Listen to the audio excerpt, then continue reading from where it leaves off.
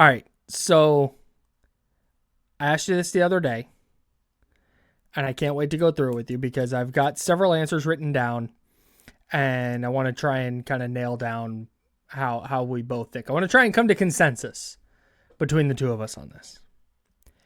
And we'll get into free agency. We'll get into, who should they sign? Who should they let go? Like, we'll do all that stuff. But this is just a question I had clanging around in my head. And if you listen to my radio program, you'll probably hear me talk about this on the radio as well. 7 to 9 a.m. It's The Jump with Kyle Madson and Jesse Tapia on ESPN 1320, Sacramento Sports Leader. Okay. Chris, if the 49ers could guarantee this offseason they add an elite player, let's just say they can draft an elite player. We'll just make it easy that way. You go to John Lynch, you say, hey, you can guarantee you're gonna draft an elite player at one position. What position should they or would they pick? I guess should they is the better phrasing. What position should they pick? I think it's receiver. And I think receivers. Okay. Why? Oh, it's just I wrote down 4 positions and I was like, man, I'm having a hot. You're like, receiver, obviously. To me, it's receiver pretty clearly because what Kyle Shanahan can do with elite receivers just takes his offense to an entirely different level. Like the 49ers offense was really good last year. It wasn't great, but it was really good in large part because of what Kyle Shanahan has done. And the fact that it was really good, despite having Jawan Jennings and Kendrick Bourne and just like not a great receiving core to get the production that they got was very impressive. And if the Niners are going to compete in the NFC West, I think they need another elite receiver like Brandon Ayuk was in 2023, right? Brandon Ayuk's not coming back. So if they had their druthers, like they would be able to trade for somebody like Justin Jefferson or, trade for somebody else like Garrett Wilson. Like, to me, that clearly would give them a far better shot against the Seahawks. And I'll listen to anybody who wants to say, like, make upgrades along the offensive line for sure. Like that to me makes a lot of sense. But, you locked up Colton McKivitz. You're not obviously replacing Trent Williams yet. Are you, for the purpose of this exercise, would getting a star guard really move the needle? I mean, I guess it would. I don't know that you have, like, to me, when it comes to beating the Seahawks in particular, I think a receiver helps you a lot more than a guard does. And a guard or a center would certainly be helpful, but it's not, you're not getting a game-breaking player. Like, even if the Niners were able to just get Quentin Nelson and plug him in at left or right guard, like, does that really move the needle for you as much as a Justin Jefferson or Garrett Wilson would against the Seahawks? I would argue that it's receiver. No, I think with the offensive line stuff specifically, I think what we're learning more and more is that your offensive line isn't as good as its best player. It's as bad as the worst player. And I think that's kind of the philosophy that the 49ers live on. I just don't think that they get to the requisite level of talent often enough on the offensive front. So I think they could get better at any of the interior positions, but I don't think you need an elite player there. So I agree with you on that front. Wide receiver was the first position I wrote down. I wrote down 5. And I think when you look at what Kyle Shanahan did with Julio Jones, for example, I don't think you can ignore that. If you could pick up prime Julio Jones and drop him onto the 49ers, the Niners offense becomes a massive, massive problem immediately. So I don't disagree with that. Plus, at that point, again, in this hypothetical scenario, they're drafting a player. And now you're drafting Brock Purdy, a number 1 wide receiver, to have as his guy for the next, hopefully, decade or so. And I think there's value in that. So that was the first position I wrote down. And I also think, too, with receivers specifically, there's a very real chance going into this year or going into this offseason that they need to add like 3 new receivers. If Jawan Jennings leaves, Brandon Ayuk is gone, Ricky Pearsall is such a question mark with his health. If Jacob Cowing wasn't able to even get on the field this year, given some of their issues at wide receiver, I think that's a major red flag for his future. I think they need a lot of players at that position, and if you're doing that, I think getting an elite one would be pretty significant. I want to get to, let's stay on the offensive side. Can I offer one more thing though? Yeah, please. Without like knowing what George Kittle's status is going into next year, coming off the torn Achilles, I think that's another reason that you need a potentially elite pass catcher. Right. Like that's just like what George Kittle does for the offense in the receiving game in the red zone is super valuable. Obviously, yeah, we've gone over the splits with the running game and stuff. That's super important too. But to me, like not knowing what you're going to have at tight end position, at least in the beginning of the season and maybe even midway through the season, to me makes receiver even more of a pressing issue. Yeah. And I think, so I didn't write down tight end, but I definitely thought about it because you could go, man, George Kittle is going to be 33, coming off a torn Achilles. Man, if you could just replace George Kittle with another George Kittle, that'd be huge. But I also think that might put the 49ers in a position to not evolve in the way they need to. And so I think that you'd be better off with an elite receiver and then trying to find a okay tight end rather than vice versa, because I think if you try and do vice versa, you run into some of the issues they've had when they haven't had an elite wide receiver. Yeah. You mentioned Christian McCaffrey, so I want to throw out running back. Did I mention Christian McCaffrey? I think you mentioned running back. Okay.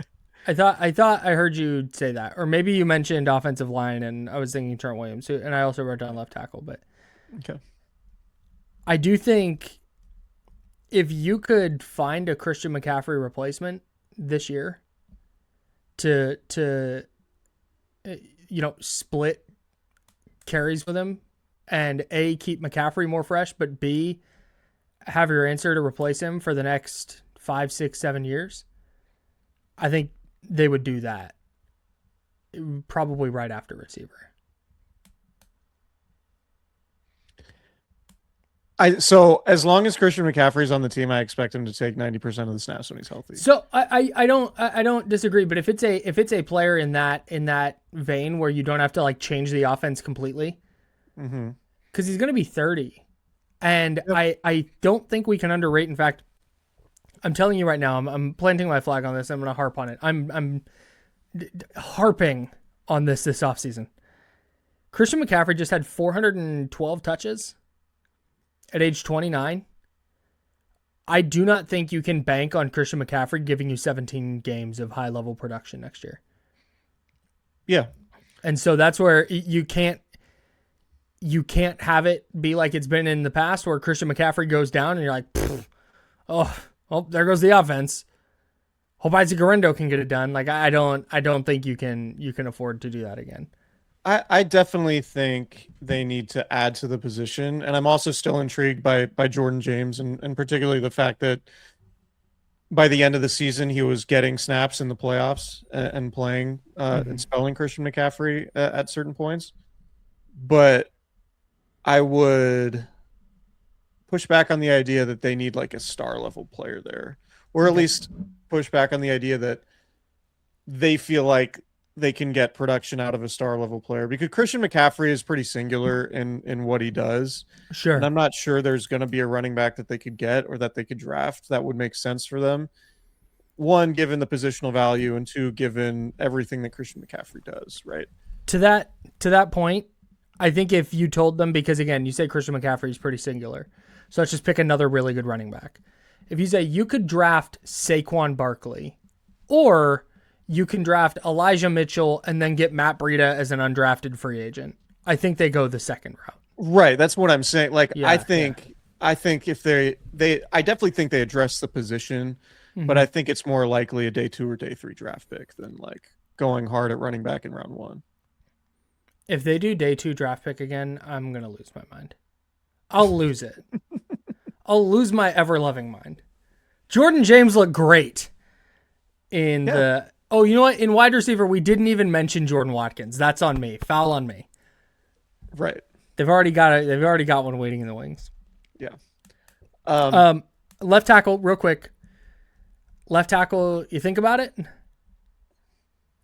If it's somebody that you feel like could play guard early on, I don't even and care like about that. If you tell me I'm getting a Trent Williams replacement and he's going to be sure, elite, I think you just get that guy in the building.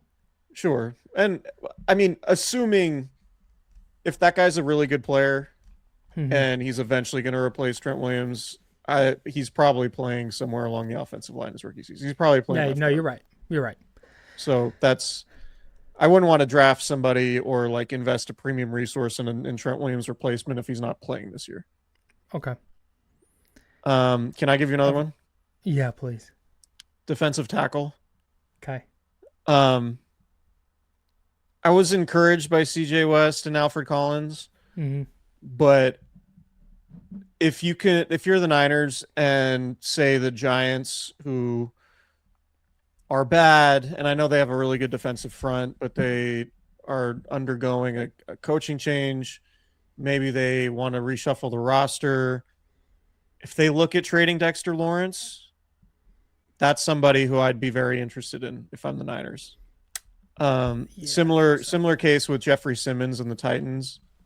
Like these guys are 28, 29 years old. They're on teams that are, very clearly shifting to a new coach, shifting to a new phase of roster construction. If they want to move off of those bigger contracts and get draft capital back, if I'm the 49ers, I'm seriously looking at that. Yeah, I think you have to.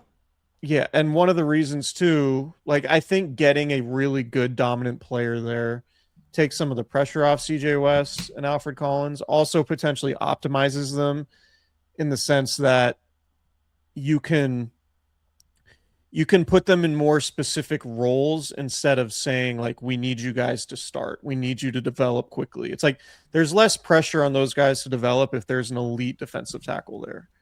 Right. And I also think if you have an elite defensive tackle, and this was sort of the DeForest Buckner effect for Nick Bosa's development, if you have somebody who can eat up double teams or make you pay if you just block him with one guy, that makes Nick Bosa's life a lot easier in this world where Nick Bosa is healthy, right? Coming off the ACL injury. And the same with Mykel Williams.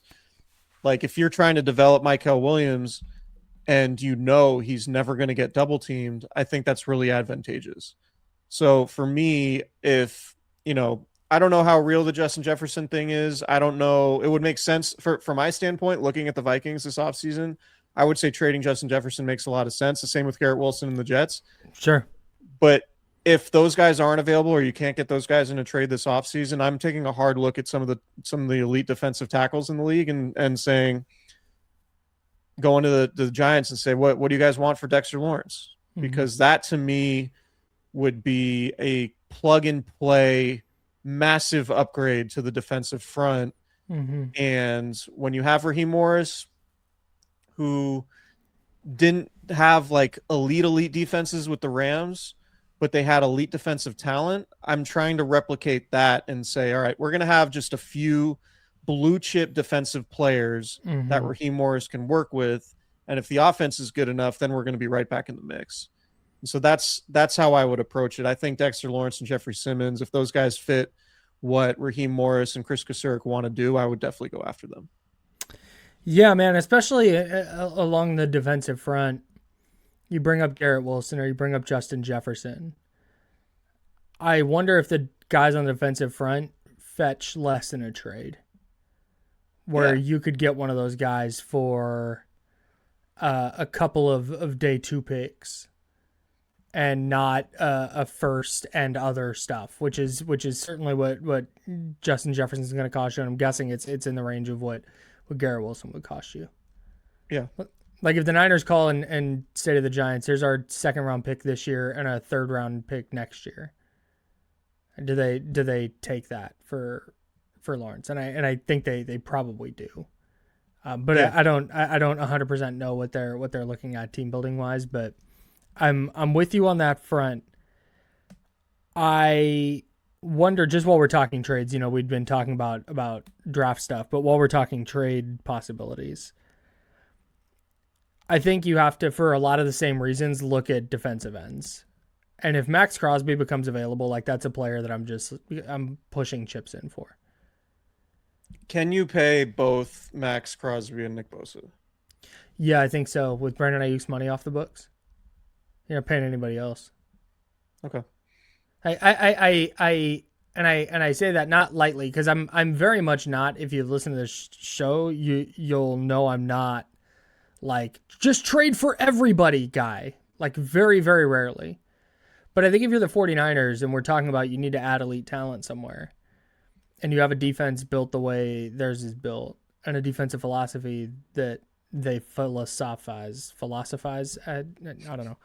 But you're gonna have their defensive philosophy. I don't think that you can have another year where you're like, hey, waiting on Michael Williams' development, hoping Nick Bosa stays healthy. I think you have to push your chips in. I don't think you can have another year. You can't waste another year. I don't even want to say waste another year with this core, but I think when you look at what happened this year and you look at them winning 12 games, and you look at them winning a playoff game, you go, and this is the reason we're talking about this, because I don't think this can be a draft and develop year. We'll get the young guys and we'll see if they can help us compete come January. Like, no, fuck, you can't do that now. You won 12 games on accident last year. You have to push chips in. You are close. I feel like they're way behind Seattle and LA right now. But I also feel like if they added a player like Max Crosby, I think they're right there. And I think if they try and go forward and go, all right, gonna draft a receiver in the first round, and we'll find on day 2, we'll find a defensive end to plug in, and we'll see how that goes. Like, nah, dude, I don't think you can play it that way. And their pass rush was just prohibitively bad this year. And if you can add a defensive end, whether that's in the draft, whether that's via trade, I think you have to push chips in to do that, because I think that immediately the domino effect of how that affects the rest of your defense could put you in that class of team very quickly. Yeah, I don't disagree with you. I would just have a hard time having, $65 million wrapped up into two guys who play the same position. Mm-hmm.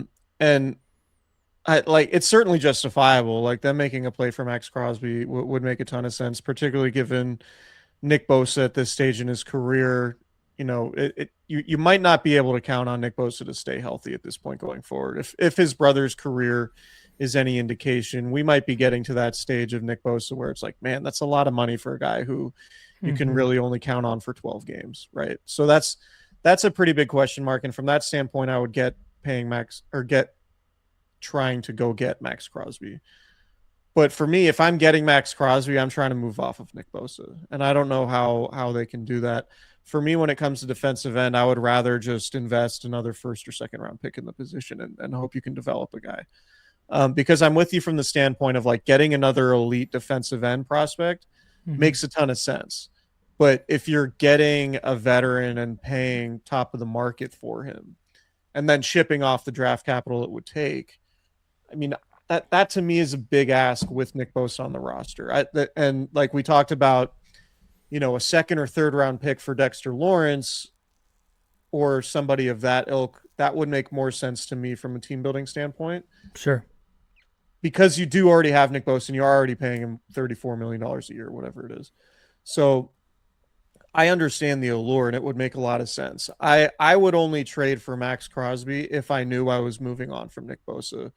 Maybe, if you trade for Max Crosby this year, then you commit to the idea of, all right, Nick Bosa is not going to be here for beyond 2026. And that to me would be justifiable. I just think you have so many other needs on the roster that to invest that much money, that much salary cap space in one position doesn't make sense for me long-term, but I would be all for like having a highly paid guy in Nick Bosa, having a highly drafted guy in Michael Williams, and then adding another second or third round pick or even a first round pick this year at the position. That to me would make sense. It's just hard for me to justify paying both of those guys. This was my long way of saying I don't think Michael Williams is ever going to be a dominant pass rusher take. Okay. And I would be deeply concerned. You have Nick Bosa coming off his third torn ACL, getting closer to 30. Michael Williams is coming off an ACL and didn't look great as an outside pass rusher or really interior pass rusher at any point this season. Granted, we didn't get to see him in the second half of the year when rookies really tend to come on strong, and we saw that with Stout and with West and with Collins on that side of the ball. So maybe he would have turned a corner and I'd feel a lot differently, but I don't know that Nick Bosa coming off a third ACL tear and Bryce Huff is going to overhaul their pass rush in the way I think it needs to be overhauled. Yeah, I'm with you on that. What about rather move on from Bosa than pay both? Sure. What about Joey Bosa, who in his last game, 3 tackles, 2 solo, 1 assist? I'm just not all that interested in making serious investments or really counting on players at that age with that injury history. Have you considered that he and Nick Bosa are brothers? It would be great if he Think wants about to play it. for $2 million and be a Bryce Huff like situational guy, rotational Think guy. of the social media Great. possibilities. Brother No, Bear. sure. Brother Bear is what they can say. Wow, that would be. You know what? I changed my mind. Pay him $5 million. You have to get him here for the bear emoji Instagram content. See, all right. Now you're Joey Bosa, by the way, played 64% of the snaps for whatever team he played for this year. Buffalo. Buffalo, yeah. Buffalo. You want to talk about our wonderful sponsors real quick, and then I can give you my real scorcher? Yeah, absolutely. This episode and every episode is brought to you by our good friends at Lamb Chops. SGLambchops.com is the website. Every episode through at least June. This jacket that is on the screen right now, if you're watching on YouTube, the winter jacket is my new favorite jacket. It just came in the mail last week. I think I've worn it every day since I've gotten it. It's so fucking fire. Warm. It's so fire. It's warm. The materials just feel nice. It's got this like quilted material on the inside that just feels super luxurious. It's like one of those jackets that you put on and you're just like, oh, I feel great. Like I feel like I'm enhanced as a human because of the way this jacket makes me feel. It's one of those things that if you saw somebody else wearing it, you'd be like, wow, that guy makes so much money. That guy has a boat. Like that's what that says to me. Right. But this is his cold weather fit that he probably doesn't wear on the boat. No. Maybe early mornings. Right. And when you go to sglambchops.com and you throw Candlestick in the search bar, of course, you will find the Candlestick Chronicles hoodie and the Candlestick Chronicles Lamb Chops t-shirt, reasonably priced, great stuff. We both have both and we love them. So make sure you check them out. Candlestick 20 is the promo code at sglambchops.com. Follow them on their social channels at sglambchops. Lamb Chops, join the herd. We're also brought to you by Prize Picks.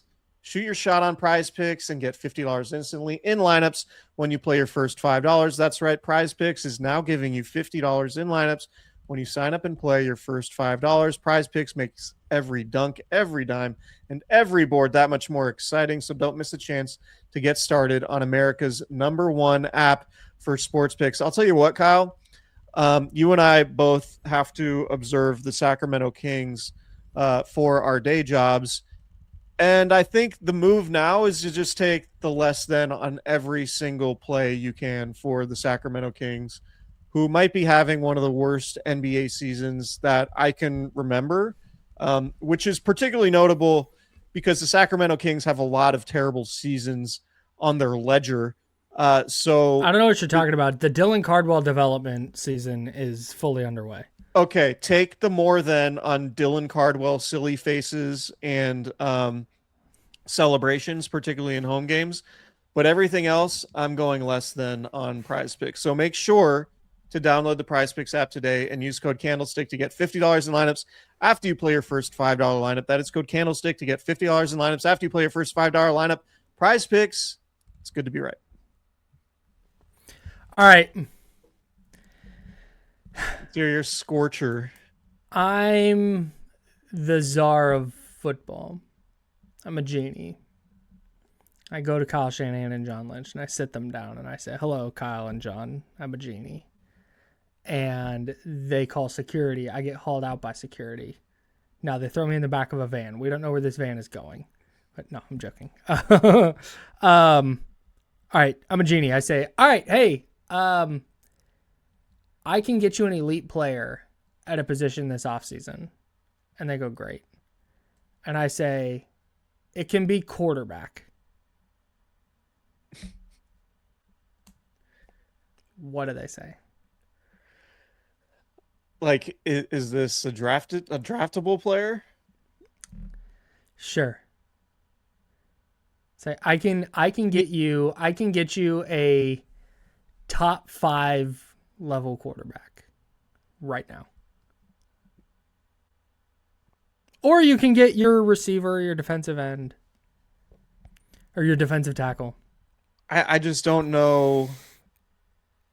Like, we've seen Brock Purdy be an MVP candidate. We've seen him lead an offense that had a lead in overtime in the Super Bowl against Patrick Mahomes and the Chiefs. Mm-hmm.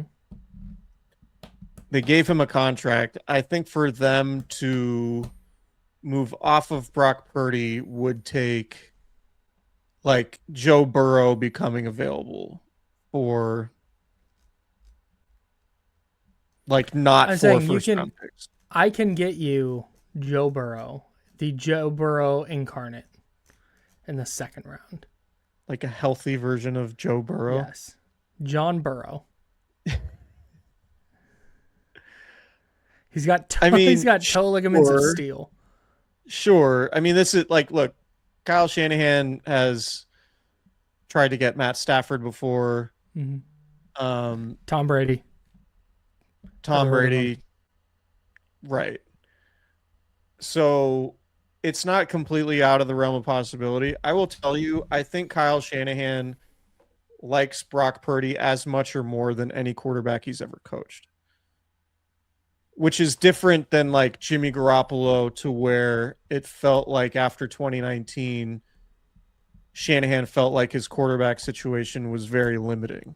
Yep. And I don't think he views Brock Purdy as limiting. So would he jump at the chance to get this conceivably prime, healthy Joe Burrow to upgrade the position? Sure. But I think that scenario of Kyle Shanahan believing that an upgrade is possible at a reasonable cost is so unlikely that I don't really see it happening or see them considering it. But I'm guaranteeing it. I'm a genie. Sure. Okay. So like suspend disbelief and pretend that Kyle Shanahan believes in the paranormal. And the mystical. So my answer would be every single team would jump at the opportunity to get this player, because this player is potentially the best quarterback in the NFL. Correct. So but I'm not going to that team. I'm going to the 49ers because it's good for content. And I'm a genie. Sure. Is Sam Darnold better than Brock Purdy? No. I don't think so either. Actually, yes, Sam Darnold has a championship, and that's how we measure all things in sports talk these days. So Sam Darnold just leapfrogged Joe Burrow, just leapfrogged Josh Allen, leapfrogged Lamar Jackson. I mean, he is way up there now. Sure. He's one of 3 active quarterbacks with a Super Bowl win. Is that it? Is that true? 4. Shout out to Matt Stafford. Matt Stafford, Jalen Hurts, Patrick Mahomes, Sam Darnold. Is that it? That can't be right. I'm missing one. Oh, Joe Flacco. Joe Flacco, obviously. Or Pro Bowler Joe Flacco. That's an insane stat. I hadn't thought about that. I was doing that off the rip. I might be wrong. I could be wrong. Aaron Rodgers. Sure. If we're calling Joe Burrow active. Aaron Rodgers is active. He hasn't retired yet. Okay. He played last year. He did. Didn't make the Pro Jared Bowl Goff doesn't have one. Nope. Yeah, you're right. Nick Foles not in the league anymore. Tom Brady not in the league anymore. That's crazy. So is that 6, 5? Did Carson Wentz get one as a backup for the? It doesn't count.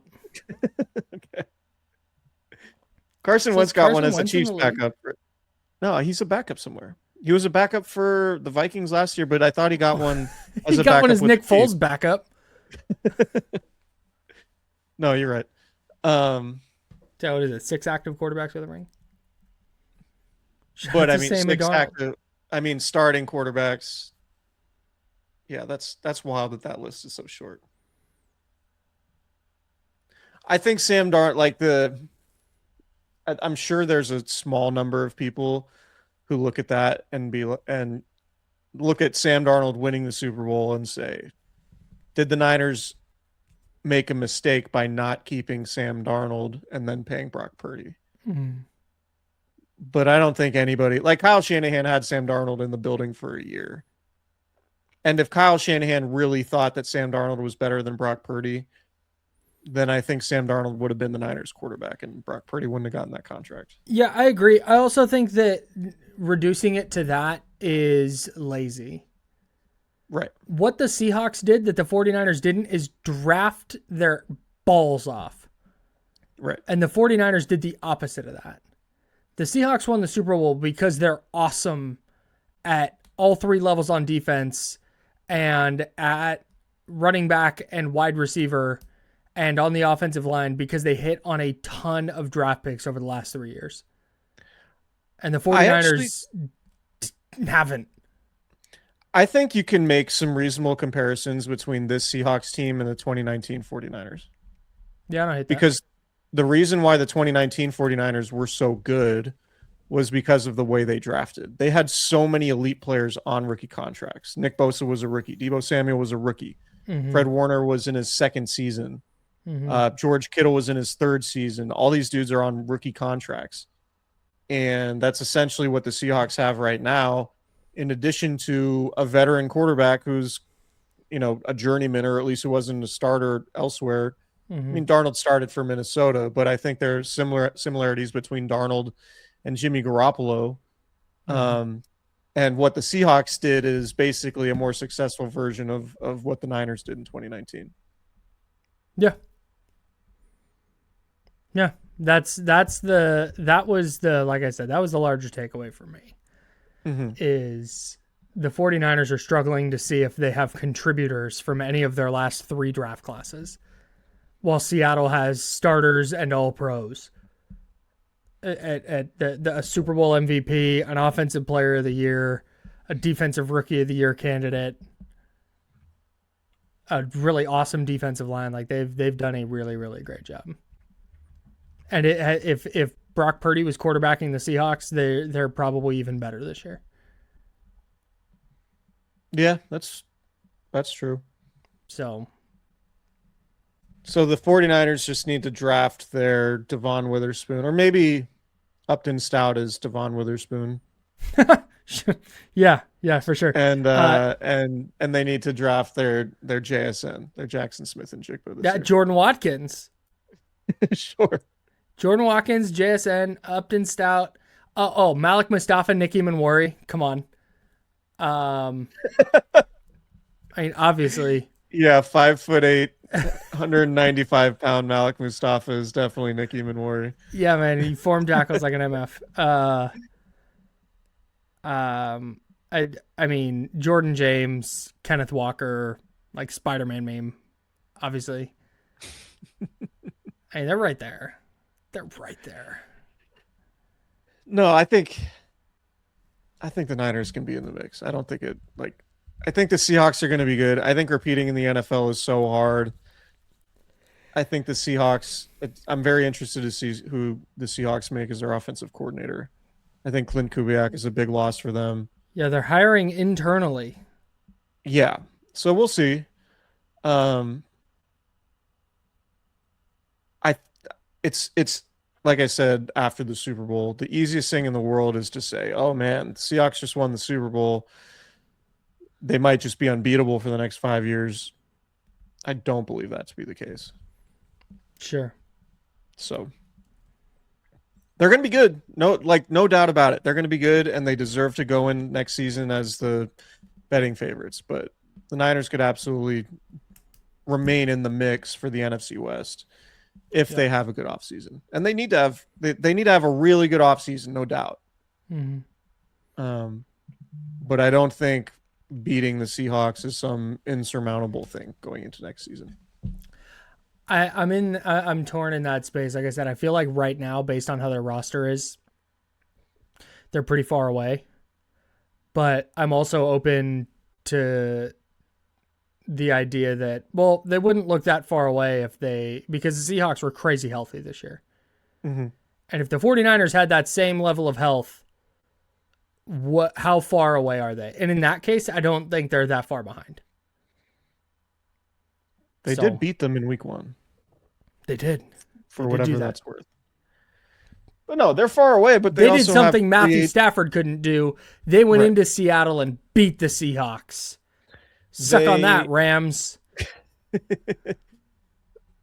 They're far away, but they also have free agency, trade season, and the draft upcoming. So, and I do think it's going to be an aggressive offseason for them from that standpoint. I don't think it's going to be another draft and develop type of year. No, it's not going to be like last offseason. No. Like, it's not going to be a mass exodus of like veterans. It's like, no, this is a young team that's looking to build on the development of young players that they saw last year. Yep. And they have salary cap space. They have, now that Brock Purdy's under contract, they can manipulate that contract to create more salary cap space going forward. They can continue to restructure guys. Like, they're going to be in position to be as aggressive as they want to, particularly with Brandon Ayuk's money coming off the books. So I would expect them to be aggressive and fill in some of the gaps that they had. And if they're able to do some of those things, if they do make a massive swing for Justin Jefferson and get him and then have another good draft, like they actually have had 2 relatively good draft classes. What they haven't done is drafted a star yet. That's it. That's why I wanted to talk about this specific topic. Yeah, they haven't drafted the star yet, which they did in 2018, 2019 for sure. But they at least have guys who can start, can play, can be on your roster, as opposed to the Cam Latus and Jake Moody's of the world. Right. So, Ty Davis Price. Oof. Shout out. Anyway. Yikes. All right. That's all I got. Everybody have a great weekend. I love talking about the off season. Buy your loved ones flowers for Valentine's Day. Have a nice meal. Buy your loved ones a nice Candlestick Chronicles hoodie and t-shirt. They're red like the color of roses. And you can get those, and the loved one in your life will be so thrilled that you've purchased. Could you imagine coming home, if you were a significant other, coming home, hard day at work, there's a dozen roses, a matching red Candlestick Chronicles hoodie, and then just a case of Cooperage Candlestick Chronicles Hazy IPA. Is there a better Valentine's Day weekend coming home to that on a Friday? Some people want chocolates. Some people want teddy bears. The real ones want Candle Cron merch and a case of beer. And that lamb chops jacket too. No, the lamb chops jacket's for you. You can wear that when they come home, so you look dashing next to your next to your bounty of gifts. Wow, I got all these gifts. And an absolute bad one next. And a smoke show who absolutely knows how to dress. Hell yeah. Hell yeah. All right. Everybody enjoy Valentine's. We'll talk to you guys later. Shout out to Outroker.